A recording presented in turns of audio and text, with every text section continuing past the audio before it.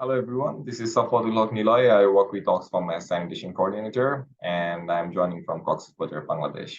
So today I'll be presenting our newly developed application, which is called PIT Intelligent Tracker, PIT app, which has been developed to ensure functional latrines in the crowded camps. And today I'll be presenting also on behalf of my two other colleagues, Enamul, Hoque, and Grover. And this project is funded by UNHCR and implemented by OXFAM. Now, let's set the context a bit. You might have heard that in 2017, around 1 million of forcibly displaced Myanmar nationals fled to Rohingya camps of Hoque and Teknaf, and it's been 5 years. They're residing over these makeshift camps. And there is total 33 camps over Hoque and Teknaf, but today I'll be discussing about the 14 camps where UNHCR is operational in terms of WASH activities. And because the application is piloted over this catchment, and here around 13,500 latrines is accounted for, and total 360,000 individuals. Let's discuss about the issues which led to the development of this application. So first of all, in the camps, you can, in the right side, you can see a typical pit latrines, which is shared by around 20 to 30 individuals, users. And due to that fact, due to this high user number and due to the low infiltration rate of the soil, high water usage, and there are several other factors which push this discharging frequency to be higher. And that's meaning within each month, 2 month, 3 months frequency, the pit gets filled, and this requires a dislodging. And this dislodging operation is the most expensive operation the agencies are undertaking in terms of sanitation operation. And in camp context, there was actually no digitized database and no harmonized latrine unique ID. So that means you can see that if you want to find the data that how many times the latrine was discharged from the day it was constructed, you won't be able to find this one. So that's we found out that there's a gap. Then there was a complaint-based response for the dislodging. So that means when we receive a complaint from the community, then we move our team to that particular location to dislodge that latrines. And similarly, less practice of digitized data collection and no analysis on the latrine containment performance as well, because you don't have the data in organized way with you to analyze that what's the containment performance happening. And also the systematic operation of intermediate fecal stress transfer network. Now, this sanitation evaluation in the camp, how it's happening. You can see the first we have latrine containment, then the dislodging team is dislodging. When the latrine gets full, then it is transported to the treatment facilities over either Vacutuck or through the transfer network. And first of all, what we have done, we did an overall sweep survey of all the units here, operational area. That's been 14 camps, and we made a unique IDs for each of the latrines, and we converted it to the QR code. And also it was pasted in the latrine with a painted ID.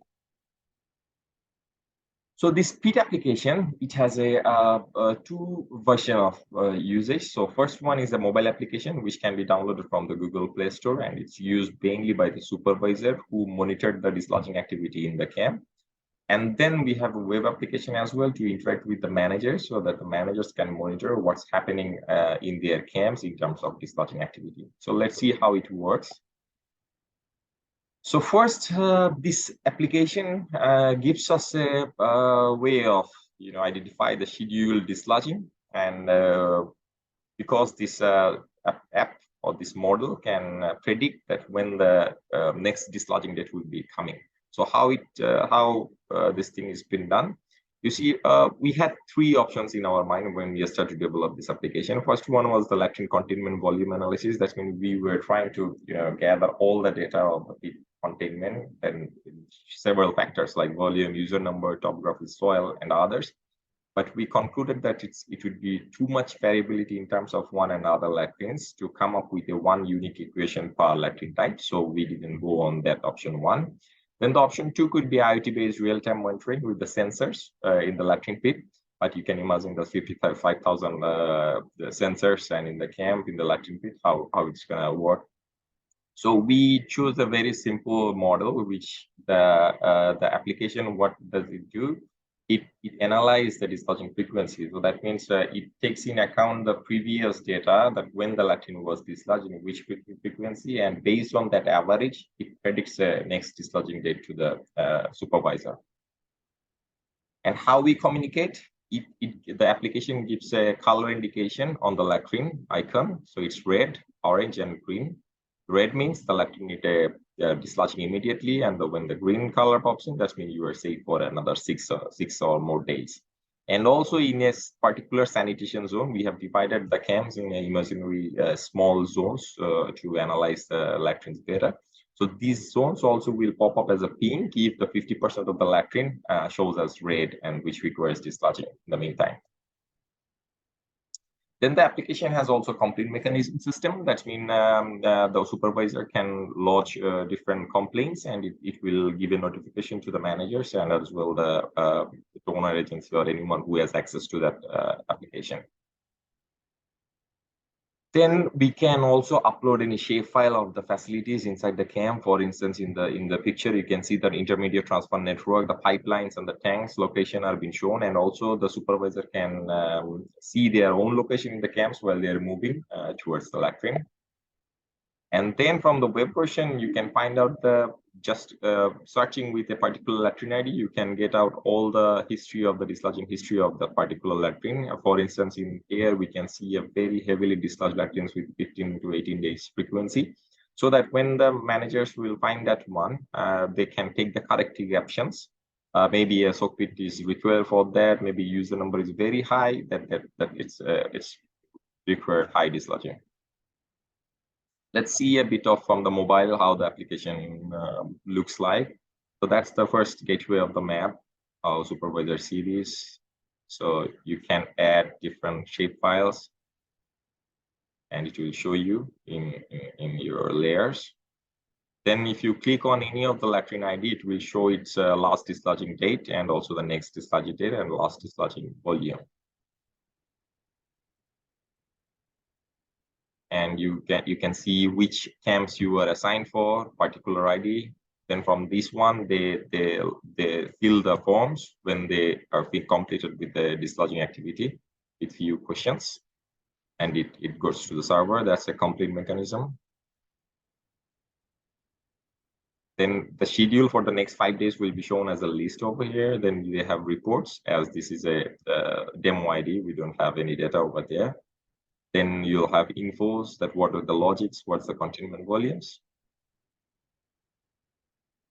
So that's it. So that's the app, how it looks like. And if we see the web version of it, you'll see that there is a dashboard where you can find all the information of your camps, blocks, latrines, and others. We have the same maps showing different colors of the latrines. So the manager sitting over the office can also monitor the status of the latrines and how this thing is progressing. Then you can search for any latrines information which has been already logged in the server. Then we have interactive dashboard to show, to detail the different quantity of the total volume dislodged, type of latrines, and others. Now, the application development cost was around 20,000 USD through a local consultancy firm, and the operational cost of this application is around $1,000 per year. So it's just the server cost you need to maintain over the long run. And in terms of benefit, that we anticipate that around 20% monthly dislodging expense can be reduced from this scheduled dislodging, because the main cost we saw that when the dislodging team moved from here and there without knowing the plan, that's where time consumes. And the second one is about this not taking any corrective actions on the pit latrine. So that's when you were doing the dislodging over and over again, but you were not focusing on what's the reason behind of that high dislodging frequency. So thank you, everyone. And we have different collaborators in the project. You can see CAD Software, who has developed this application for us. We have UNHCR as a donor for these projects, and OXFAM as an implementing partner. And we have NGO Forum and BAC, who has supported us on doing the field test of this application. So thank you, everyone.